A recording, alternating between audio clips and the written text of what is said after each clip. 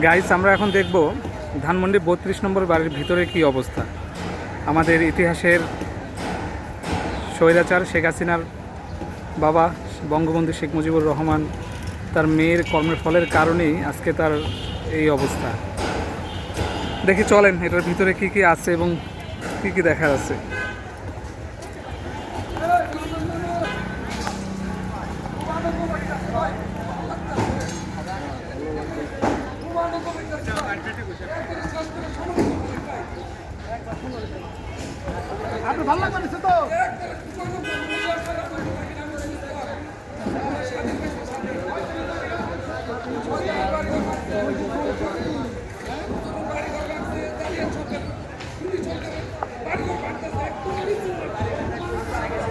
মানুষ খুশিতে আনন্দ, মানে কি বলবো, বোঝার মতো না।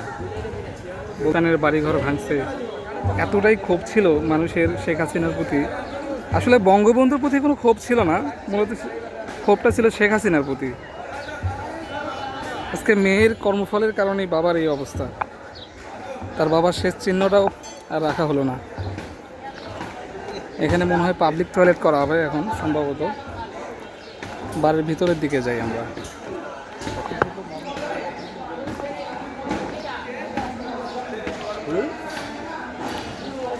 আজ থেকে ১.৫ বছর আগে আমি এই বাড়ির সামনে দিয়ে যাচ্ছিলাম, কিন্তু যেতে দেওয়া হয়নি, রাস্তাটা বন্ধ করে রাখতো সবসময়। আর আজকে দেখেন কি একটা অবস্থা। এই যে আমরা বঙ্গবন্ধুর বাড়ির ভিতরে, এখানে জাদুঘর বানানো হয়েছিল।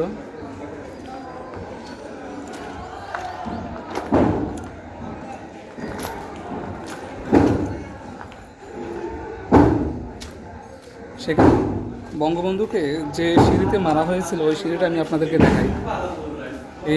এই সেই ঐতিহাসিক কালজয়ী সিঁড়ি, এখানেই বঙ্গবন্ধুকে মারা হয়েছিল। ঠিক এই জায়গা থেকে মিলিটারিরা তাকে গুলি করেছিল। এই যে গুলির আঘাত হলো। এই যে সিঁড়ি,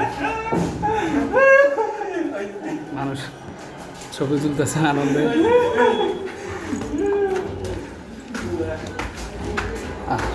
এই সেই সিঁড়ি কালজয়ী,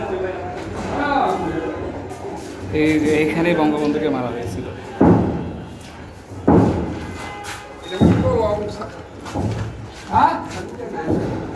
বাড়িটাতে আগুন লেগে দেওয়া হয়েছিল, তো একদম পোড়া বাড়ি, 3 তলা বাড়ি এটা।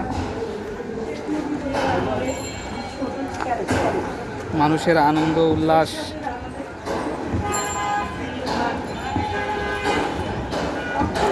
তিনতলার উপরে যাই, চলেন দেখি।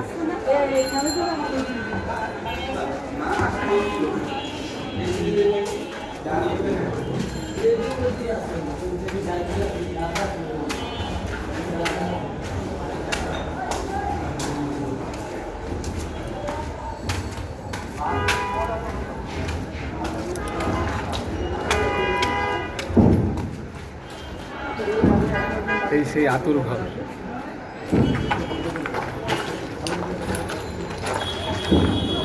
এই ঘরটাতেই সবাই মিলে টিভি দেখতো, বঙ্গবন্ধু সহ। আর শেখ কামাল, শেখ জামাল, তাদেরকে যে ঘরে মারা হয়েছে ওই ঘরটা আমি আপনাদেরকে দেখাই।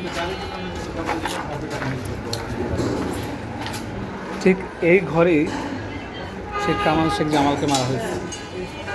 তারা নিচ থেকে গুলি করতেছিল এবং বঙ্গবন্ধু শেখ কামালও ঠিক এখান থেকে গুলি ছুটতেছিল পাল্টা। এই সেই আতুর ঘর থেকে। পাশে আরও 2টা বাড়ি আছে, ওগুলোও দখল করে রাখছিল সব।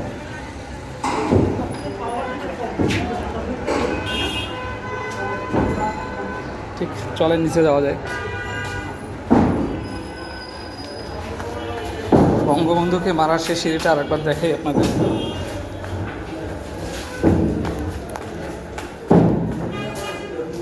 এই যে সেই সিঁড়ি।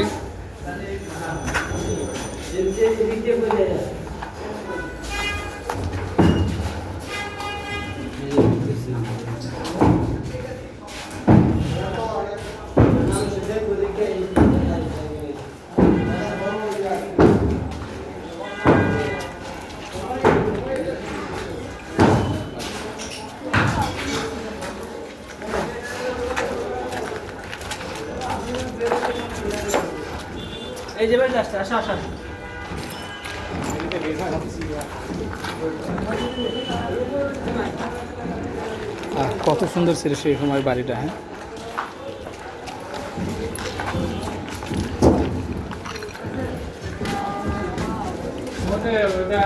মাছ পানি কোনে আল্লাহ জানে মাছ পানি। প্রতিদিন এই হাজার হাজার দর্শনার্থীরা এখানে এসে ভিড় করতেছে, বাড়িটা দেখতেছে।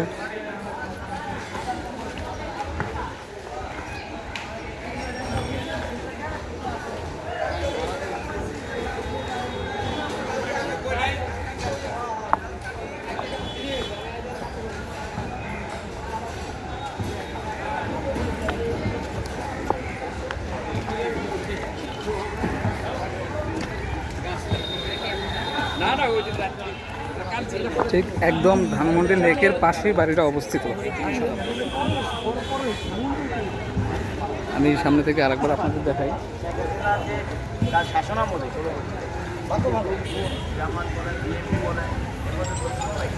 দলিল থেকে বেশি লাস্টিং করে।